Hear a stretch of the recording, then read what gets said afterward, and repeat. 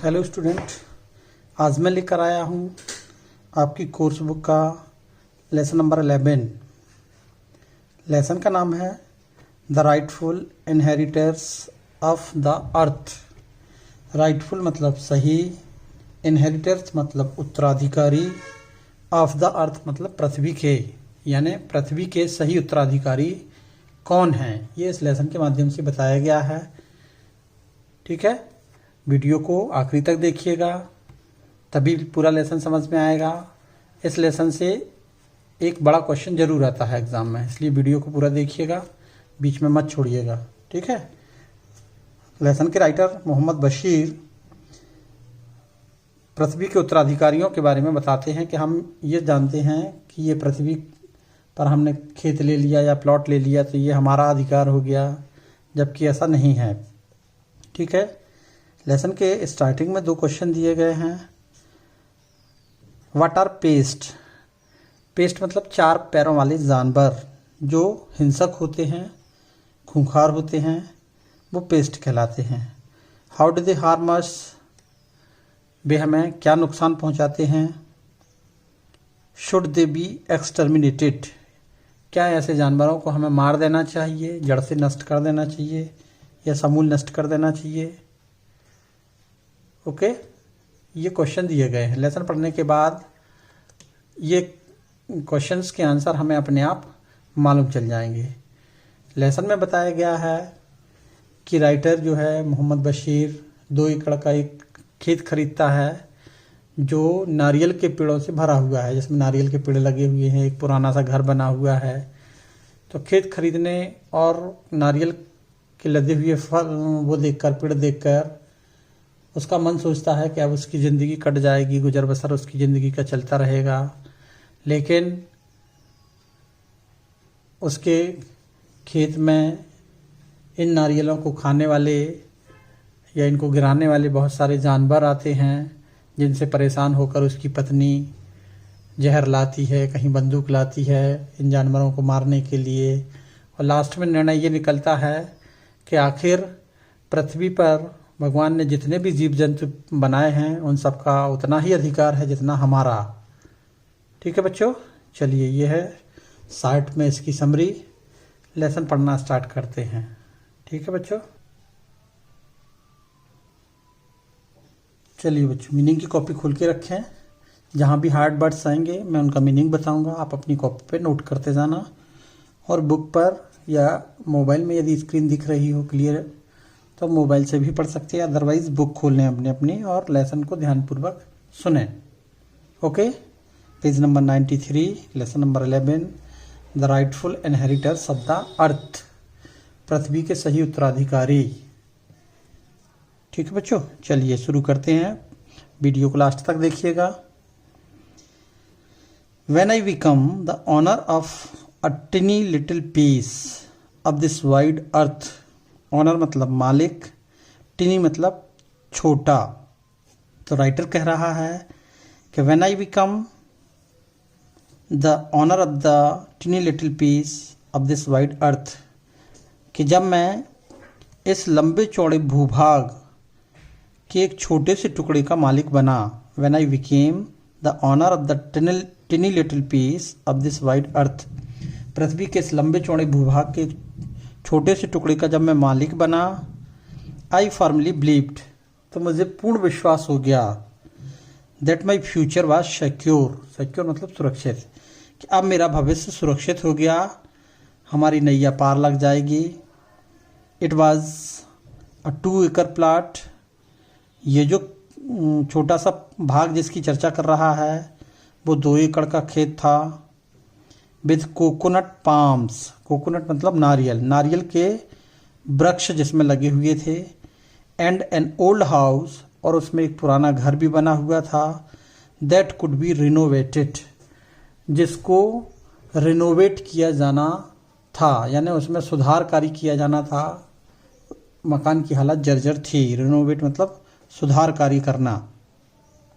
Okay बच्चों, समझ में आ रहा है? चलिए आगे बढ़ते हैं। तो राइटर कह रहा है कि जब मैं इस लंबे चौड़े पृथ्वी के भूभाग में एक छोटे से टुकड़े का मालिक बना तो मुझे विश्वास हो गया कि अब हमारी नैया पार हो जाएगी, ज़िंदगी कट जाएगी, किसी के यहाँ हमें मजदूरी करने नहीं जाना पड़ेगा, हम अपनी ज़मीन के मालिक हो गए। उसने जो 2 एकड़ का प्लॉट खरीदा या खेत खरीदा वो नारियल के वृक्षों से भरा हुआ था, नारियल के पेड़ लगे हुए थे, एक पुराना घर था जिसको रिनोवेट की आवश्यकता थी। Those were the days, next paragraph, those were the days when the price of coconut was spiraling। ये उन दिनों की बात है जब नारियल की कीमतें आसमान छू रही थीं।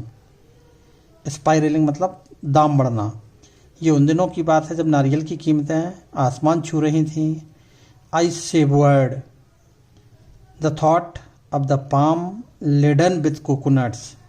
मैं नारियल के फलों से लदे हुए पेड़ों का आनंद ले रहा था। सेवर्ड आनंद लेना, आनंद ले रहा था कि आहा हमारे कितने पैसे आएंगे नारियलों को बेचकर। इट वाज हैप्पी एग्जिस्टेंस, बहुत अधिक सुखद अनुभव में कर रहा था।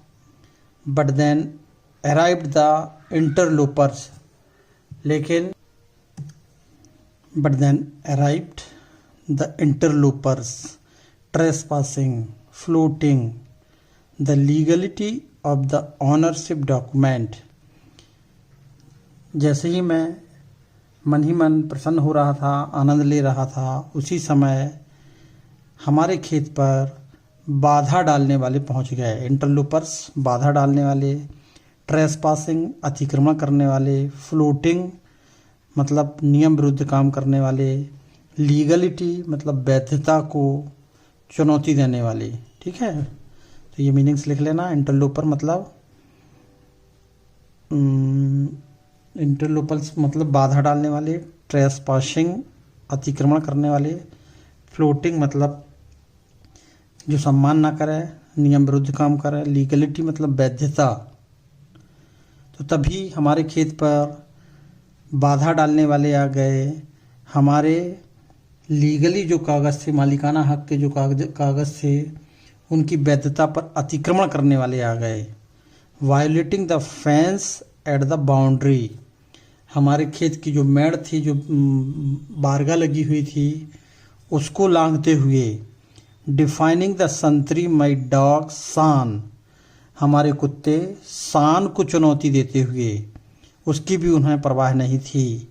दे did not seem to care for anyone in the world, मानो उन्हें संसार में किसी की भी परवाह नहीं, किसी का भी डर नहीं। नॉट इवन द गवर्नमेंट, यहाँ तक कि सरकार का भी उन्हें भय नहीं। ऐसे बाधा डालने वाले हमारे खेत पर पहुंच गए। और वे बाधा डालने वाले कौन थे? The first arrivals for birds and butterflies, और ये बाधा डालने वालों में सबसे पहले पहुंची चिड़ियाँ और तितलियाँ। ये क्वेश्चन है बच्चों, एग्जाम में आता है। ठीक है, कि बाधा डालने वालों में सबसे पहले कौन पहुंचा? पहले ही क्वेश्चन है, कौन से नंबर का क्वेश्चन है ये, पीछे देख सकते हैं अपन, 2nd नंबर का।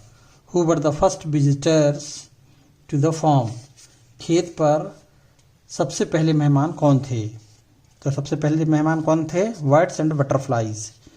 तो the first arrival were birds and butterfly, हमारे बाधा डालने वालों में सबसे पहले जो पहुंचने वाले थे वो थी तितलियां और चिड़ियां या पक्षी।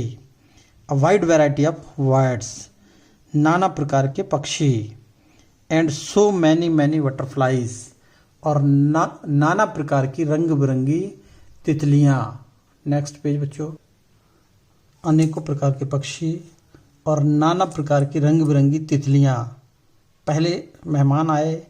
पस्ड on the boughs of the trees and plants, ये सभी आकर वृक्षों और पौधों की शाखाओं पर बैठ गए। द बर्ड्स चिर्प्ड, पक्षी आकर चहचहाने लगे। The butterflies fluttered around in the courtyard, और तितलियां पूरे आंगन में यहाँ वहाँ उड़ने लगीं। Flashing their colours in the sunlight, सूर्य की रोशनी में अपने रंगों को बिखेरती हुई।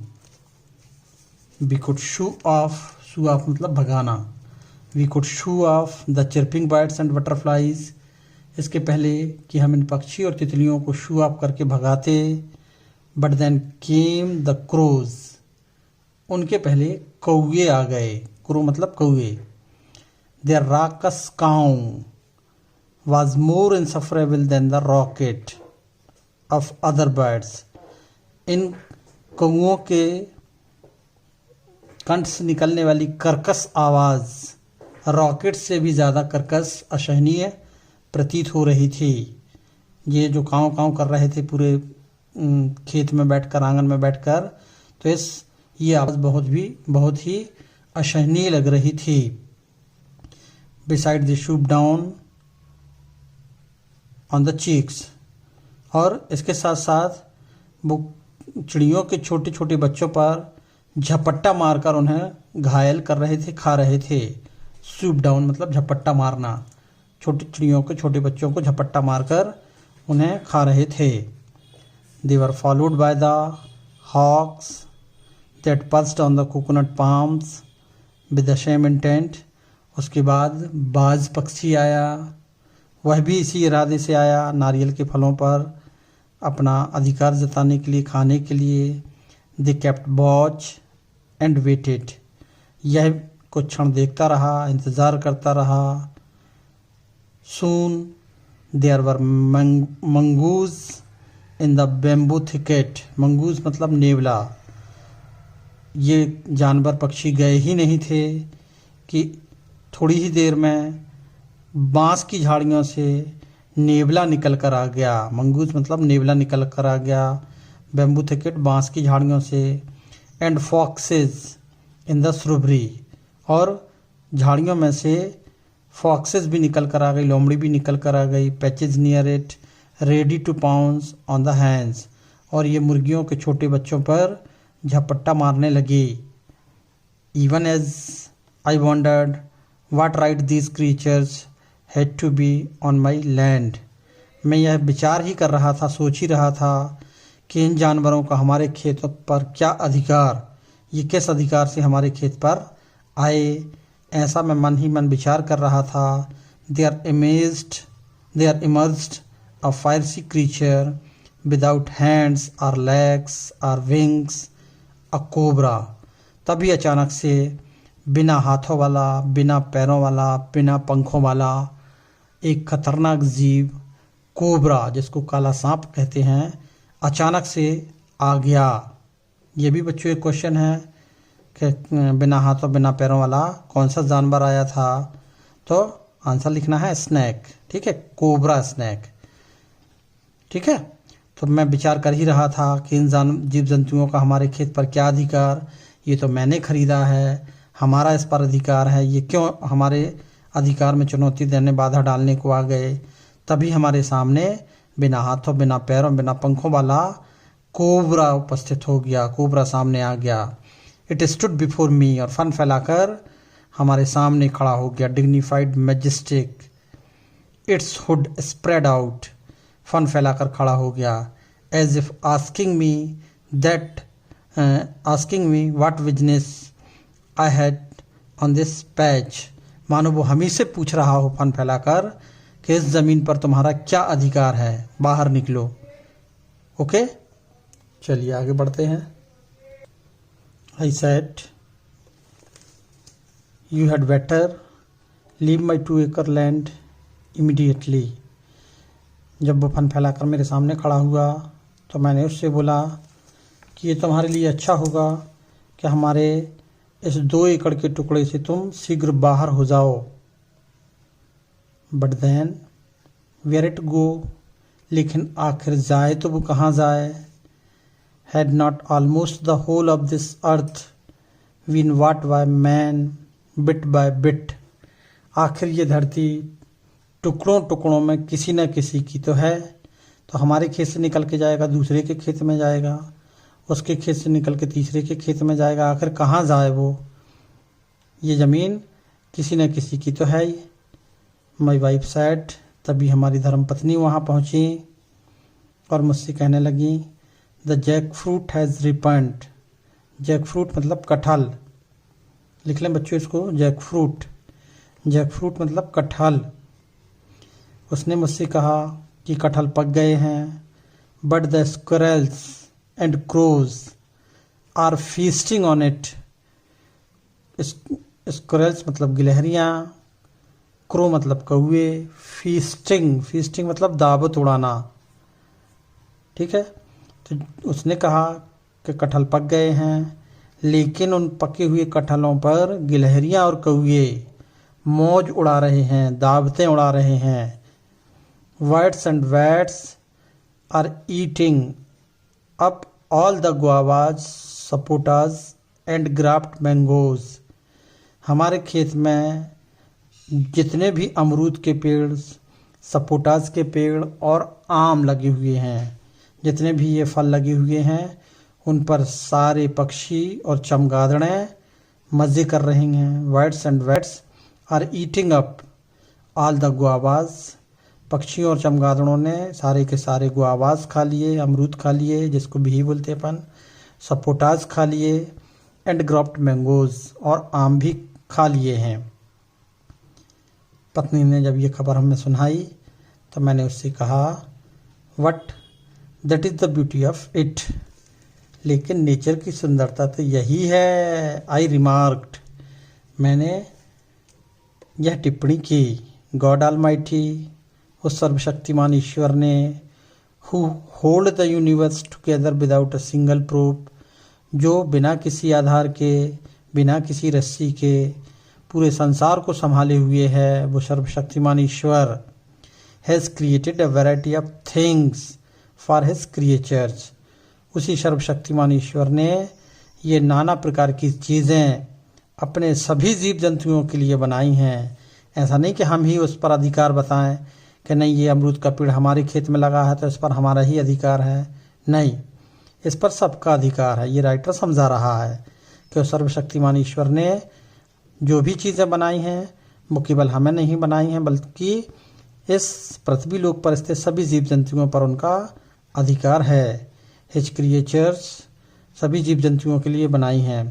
Fruit, edible roots, grass, grain, flowers, water, air, warmth and light, ये जो चीज़ें बनाई हैं, फल, एडेबल रूट्स खाने योग्य जड़ें, ग्रॉस घास फूस, ग्रेन्स अनाज, फ्लावर्स फूल, वाटर पानी, एयर हवा, वार्मथ एंड लाइट और प्रकाश, ये सारी चीज़ें जो सर्वशक्तिमान ईश्वर ने बनाई हैं, ये केवल किसी व्यक्ति विशेष के लिए नहीं हैं, बल्कि इन पर सबका अधिकार है।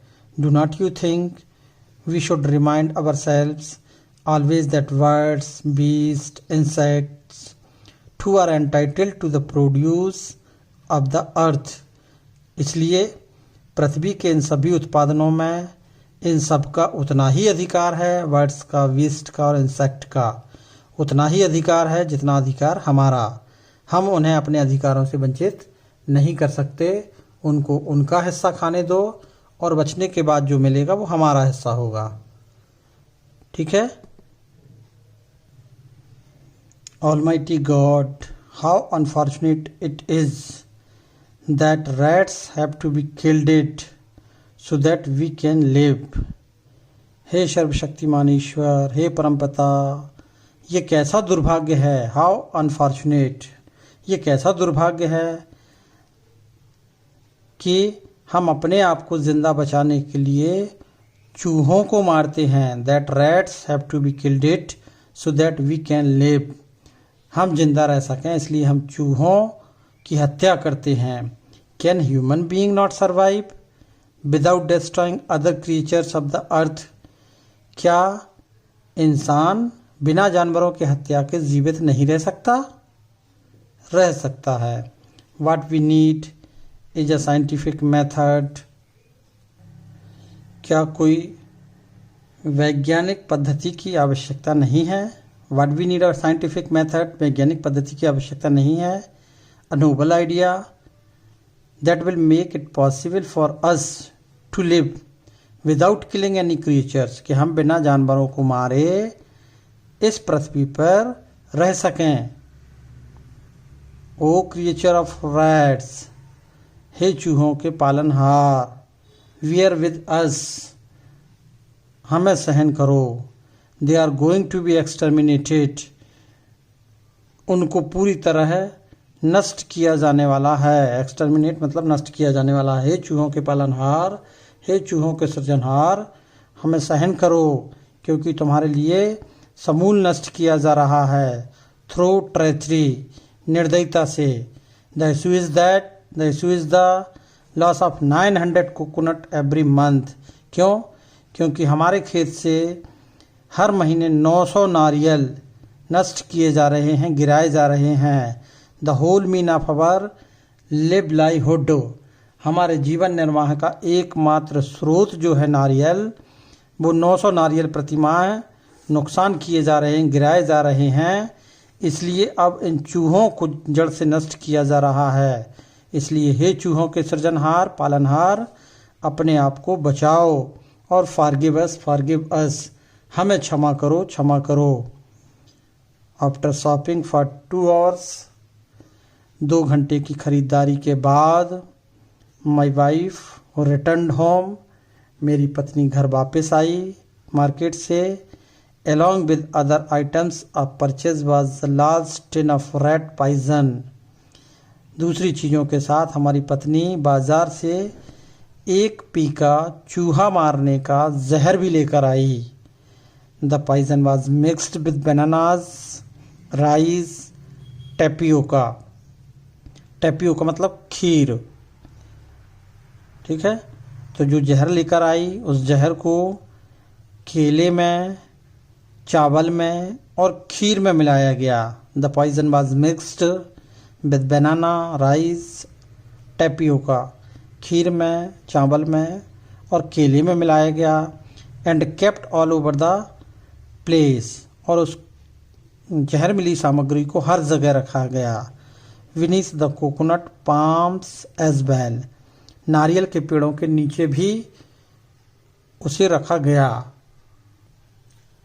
ठीक है बच्चों, तो जहर रखा गया। जहर रखे जाने का परिणाम क्या हुआ, ये नीचे दिया गया है। इसका एक क्वेश्चन भी है, what were the consequence of poisoning the rat in and around the house. 8वें नंबर का ये क्वेश्चन भी है कि जहर रखने का दुष्परिणाम क्या निकला। तो दुष्परिणाम क्या निकला, आंसर नीचे दिया गया है। इन 4 days, जहर रखने का परिणाम ये निकला कि 4 दिनों में 5 hens, 5 मुर्गियाँ, 12 स्क्विरल्स, 12 गिलहरियाँ, 200 रैट्स, 200 चूहे, एंड अ कैट, और एक बिल्ली disappeared behind the curtain of time for ever. ये सारी की सारी चीज़ें काल के गाल में समा गईं। जहर रखने का परिणाम ये निकला कि 5 मुर्गियाँ, 12 गिलहरियाँ, 200 चूहे और एक बिल्ली मौत के मुंह में चली गई, मर गई। तो ये आंसर हो जाएगा उसका 8वें नंबर के क्वेश्चन का।